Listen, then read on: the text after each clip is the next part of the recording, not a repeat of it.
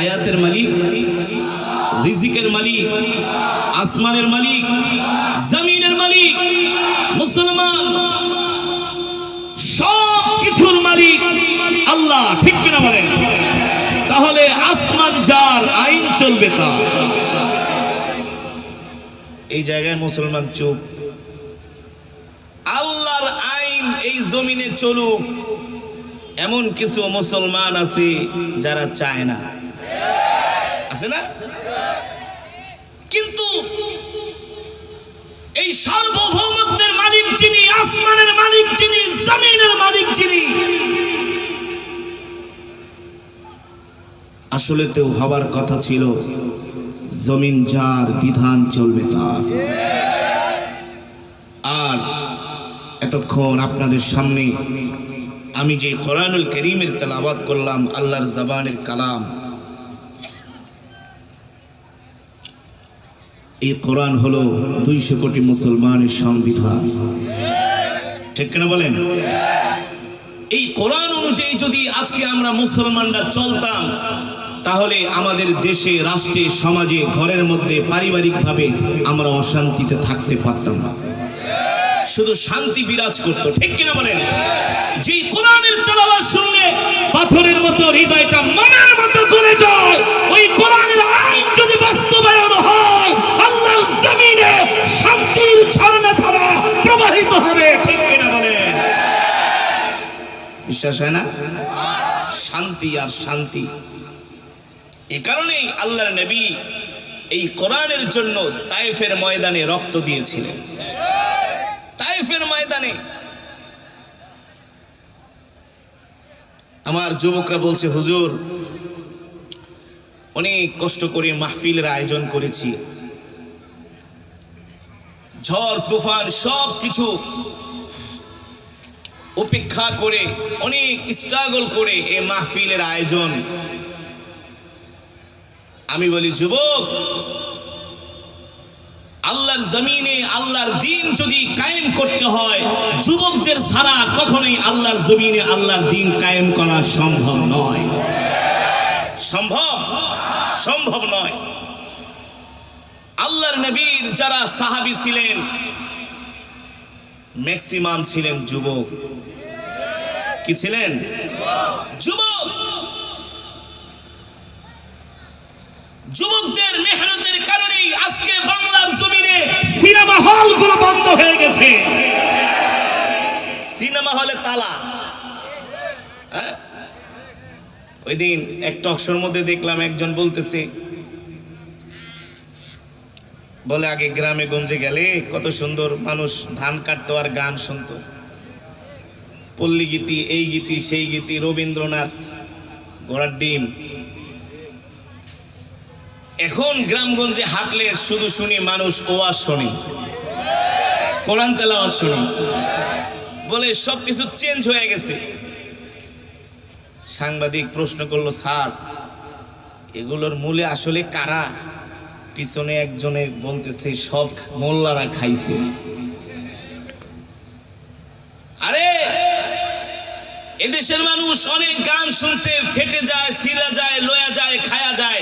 আসলে এই সমস্ত ভাউতাবাজি গান শুনে এদেশের মুসলমানের চাইরানার উপকারও হয় নাই, আরো চরিত্র নষ্ট হয়েছে। চরিত্র, ঠিক না?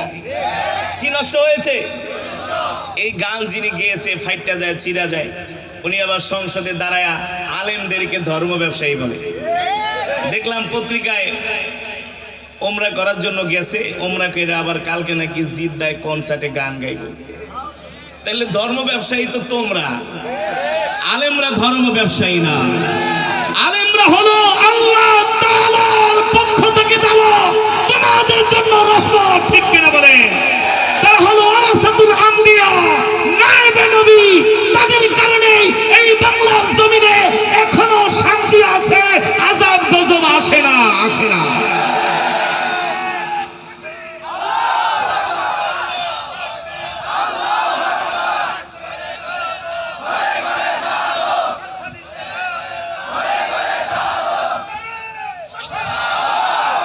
আল্লাহর বান্দারা, আমি তো তেলাওয়াতের আগেই বলছিলাম, যুবক কত গান তো জীবনে শুনলা, আসো চ্যালেঞ্জ করি।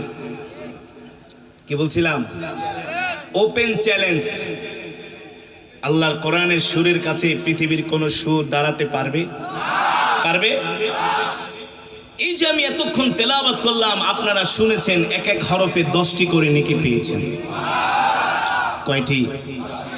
এই মাজমায় যারা উপস্থিত হয়েছেন আলহামদুলিল্লাহ সকলেই এক খতম করে কোরআন শরীফের সওয়াব পেয়েছেন। আল্লাহ নিজে বলছেন, ওয়া ইযা তুলিয়াত আলাইহিম আয়াতুহু যাদাতুহুম ঈমানা। কোরআনের তেলাওয়াত শুনলে ঈমান বাড়ে, ঈমানি শক্তি বৃদ্ধি পায়। এটা আমার কথা নয়, আমার আল্লাহর জবানের কালাম। ঠিক কিনা বলেন?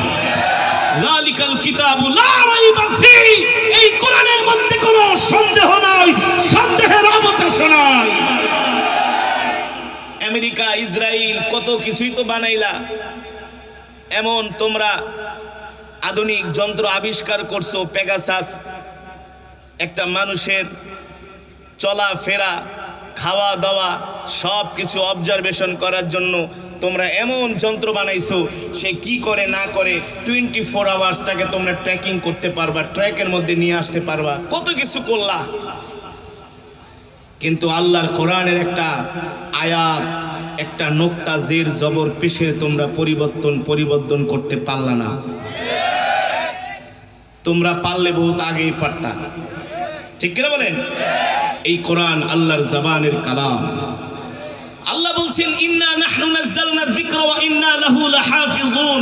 নবী ও আমার হাবিব, আপনি চিন্তা করবেন না, টেনশন করবেন না, পেরেশান হবেন না। আবু জেহেলদের শক্তি বেশি, আবু লাহাবদের শক্তি বেশি, উতবাদের শক্তি বেশি, সাইবাদের শক্তি বেশি। আর বেশি দিন বাকি নাই, ওদের অস্তিত্ব আমি আল্লাহ বিলীন করে দিব। আমার জমিনে আমার কোরআনের বিধান চলবে। ঠিক কিনা বলেন? বানায় বলছি। হ্যাঁ, আবারও পৃথিবীর জমিনে কোরআনের শাসন চলবে। পৃথিবীর প্রতিটি ইঞ্চি ইঞ্চি মাটিতে আল্লাহর কোরআনের আইন জারি হবে, জারি। এই পৃথিবীর জমিনে আবার খেলাফত প্রতিষ্ঠা হবে। প্রথমেও ছিল মোল্লারা, শেষেও আসবে কারা? বিশ্বাস হয় না? প্রথমেই ছিল মোল্লারা, শেষেও আসবে মোল্লারা। আল্লাহ মাঝখানে কিছু সময় তোমাদেরকে দিছিল, দেখো তোমরা কি করো। কিন্তু তোমরা যা করছো এগুলা ভাষায় বর্ণনা করার মতো না। যুবক, আমি তো আগেই বলেছি, আল্লাহর কোরআনের সুর শুনলে পাথরের মতো হৃদয়টা মোমের মতো গলে যায়। যায় কি যায় না?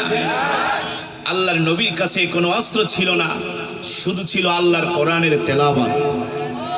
এই তেলাওয়াত শুনে কাফেরেরা দলে দলে এসে কালেমা পড়ে মুসলমান হয়ে গিয়েছে। সুবহানাল্লাহ বলেন। বাংলাদেশের একজন নামকরা শিল্পী ছিল, তিনি মারা গেছেন, গান গাইতেন। আমি তার নাম বললে সবাই তাকে চিনবেন। আমাকে একটা প্রোগ্রামে উদ্বোধনী তেলাওয়াতের জন্য দাওয়াত দেয়া হয়েছিল চীন মৈত্রী সম্মেলন কেন্দ্রে। মেহেরবানি করে একজন উঠাউঠি করবেন না, উঠাউঠি করলে মাজমার সৌন্দর্য নষ্ট হয়। ঠিক কিনা বলেন? সুতরাং এই বরকতি মাজমা আল্লাহ তাআলার কাছে অনেক অনেক অনেক দামি মাজমা। আসমানের নিচে জমিনের উপরে এর চাইতে আর দামি মাজমা হতে পারে? যতক্ষণ বসবেন আল্লাহ তাআলার অগণিত রহমতের ফেরেশতারা আমাদের জন্য দোয়া করবে, আল্লাহুম্মা গফির ওয়ারহাম। আল্লাহ আপনার বান্দাদের মাফ করে দেন, তাদের উপর রহম করেন। আল্লাহু আকবার। তাহলে আমরা কিছু সময় আল্লাহর কোরআনের জন্য কোরবানি করতে পারবো না ভাই? সেই ঈমান আমাদের আছে তো ইনশাআল্লাহ? সেই ঈমানের পাওয়ার আছে তো যুবক? কার কার আছে হাত উঠায় দেখাই। নারায়ে তাকবীর, নারায়ে তাকবীর। আল কোরআনের আলো, আল হাদিসের আলো, আল কোরআনের আলো, সংসদে জালো। আমরা মোনাজাত না দিয়ে কেউ বাড়িতে যাব না, বিকজ এক খতম করে কোরআন শরীফের সওয়াব পেয়েছি। এখানে হাজার মানুষ আছে, হাজার খতমে কোরআনের সওয়াব হয়েছে। এই মাজমায় দোয়া করলে আল্লাহ ফিরাইয়া দিতে পারে না? পারে? আল্লাহ রহমান, আল্লাহ রহিম। ঠিক কিনা বলেন? আমরা চোখের পানি ফেলে রব্বি করিমের কাছে দোয়া করব ইনশাআল্লাহ। যেটা বলছিলাম, ওই অনুষ্ঠানে আমাকে দাওয়াত করা হয়েছিল তেলাওয়াতের জন্য। আর তিনি ছিলেন বাংলাদেশের একজন কিংবদন্তি গানের শিল্পী, নাম বললে সবাই চিনবেন। ভাবের গান গাইতো, টুপিও একটা মাথায় দিত। আমি দিছি সাদা, সে দিত কালো টুপি। এবার দেখি নামটা বলতে পারেননি। এক যুবক আরেকটা জায়গায়, কিরে বুঝলা। ওই অনুষ্ঠানে আমি যখন তেলাওয়াত করলাম, তেলাওয়াতের শেষে তিনি আমাকে ডাক দিলেন। আরো 10-12 বছর আগের ঘটনা। উনি খুব ভাবে থাকতেন। হুজুর ভালো আছেন আপনি? আমার এখন মনে আছে, তার হাতটা ধরলাম, বৃদ্ধ বয়স, হাতটা ঠান্ডা নরম। আমাকে তার পাশে বসালেন, বলে হুজুর আপনি যতক্ষণ কোরআন তেলাওয়াত করছেন আমি আপনার দিকে তাকায় তাকায় শুনেছি। বলে আমার হার্ট টাচ হয়েছে, কোরআনের তেলাওয়াত আমার হৃদয়কে নাড়া দিয়েছে। আর জোরে বলেন সুবহানাল্লাহ। আমাকে বলে হুজুর আপনি কি সারেগামা শিখছেন? কি গামা? আমি বললাম সারেগামা কেন শিখবো? বলে আপনি যে তেলাওয়াত করেন, এত হাই, এত লো, এত কাজ, এই সুরগুলো কোথায় শিখছেন? আমি বলছি আপনি ঠিকই বলছেন, তেলাওয়াতেরও কেরাত পড়ার 8টা মাকামাত আছে, সুর আছে, এগুলো আমি মিশরে যেয়ে শিখেছি। কিন্তু আমি কোনো সারেগামা ঠারাগামা দিয়ে কিছু দিয়ে শিখি নাই। বলে এত সুন্দর সুর কিভাবে আপনি পারেন? টান দিলে মনে হয় একেবারে কলিজাটা ঠান্ডা হয়ে যায়। আমি বললাম আল্লাহর কোরআনের সুর হচ্ছে পৃথিবীর সমস্ত সুরের জাদুকর। আল্লাহর কোরআনের সুরের কাছে পৃথিবীর সমস্ত সুর মাথা নত করতে বাধ্য। যুবক, আমি এখানে প্রায় আধা ঘন্টার মতো তেলাওয়াত করলাম। কোন শিল্পী যদি আধা ঘন্টা গান গাইতো, ওরে ঘাট ধরে নামাই দিত যে এক গান কয়বার গাছ, এত মেনমানানি পেনপানানি ভাল লাগেনি, নতুন কিছু গাও। একটা গান কয় মিনিট হয় তোমরাই বলো যুবক, কয় মিনিট হয়? সর্বোচ্চ 3, 4, 5, 6। কোন একটা লেখক গান লেখা নিয়ে আসে প্রডিউসারের কাছে, স্যার গান একটা লিখছি, বলে কয় মিনিট? সুর ঠুর দিয়া 10 মিনিট। ধর্মিয়া এই সময় কি এত লম্বা গান মানুষ শোনে নাকি? আরো গান ছোট করো। কয় মিনিট? এই 3-4 মিনিটে শেষ করতে হবে, এর মধ্যেই তোমাকে যা দেওয়ার দিতে হবে। 3-4 মিনিট তারা গান গায়। 1000, 2000 গান গেলে 1-2টা কোন রকম 2-1 মাস 3 মাস চলে। 1-2-3 মাস পর এই গান বন্ধ কর, নাইলে কিন্তু ঝাড়ু দিয়া পিটাইয়া ডেস্ক সেট মোবাইল ভেঙে ফেলাম। আর আমি যে কোরআন পড়লাম, তেলাওয়াতের প্রায় 20 থেকে 25 মিনিট, আধা ঘন্টা। আমি যদি আরো আধা ঘন্টা পড়তাম, 1 ঘন্টা পড়তাম, 1.5 ঘন্টা পড়তাম, ইমানদার মুসলমান কখনো এই মজমা থেকে উঠতে পারতো না। কারণ কোরআন যতই তেলাওয়াত হয় ততই কোরআনের মজা বেড়ে যায়। এটা হচ্ছে কোরআনের মুজিজা, ঠিক কিনা বলেন? এখনো মক্কা শরীফ, মদিনা শরীফে যান, আল্লাহু আকবার। এই যে বাংলাদেশের হাফেজে কোরআনরা সারা পৃথিবীতে ফার্স্ট হচ্ছে, সেকেন্ড হচ্ছে, থার্ড হচ্ছে, ঠিক কিনা বলেন? সেই 1450 বছর আগে হেরা গুহায় আল্লাহর নবীর উপরে কোরআন নাজিল হয়েছে। আজও পর্যন্ত মক্কা মদিনায় কোরআনে কারীমের তেলাওয়াত হয়।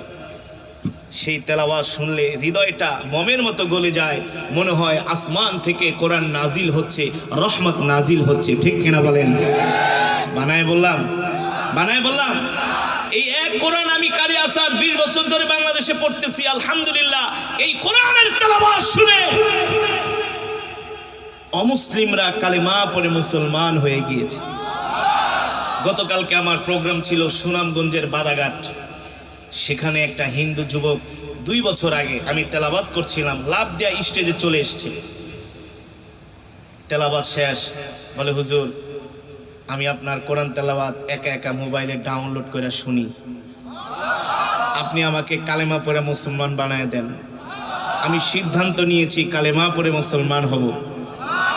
2 বছর আমি মাহফিলে যাই নাই, ডেট দিতে পারি নাই। গতকালকে আমার প্রোগ্রাম ছিল। এই সুনামির মধ্যে, ঘূর্ণিঝড়ের মধ্যে হাজার হাজার হাজার হাজার মানুষের সমাগম। কালকে রাত্রের ঘটনা, এই সময় বয়ান করতেছি আর ঘূর্ণিঝড় হচ্ছে।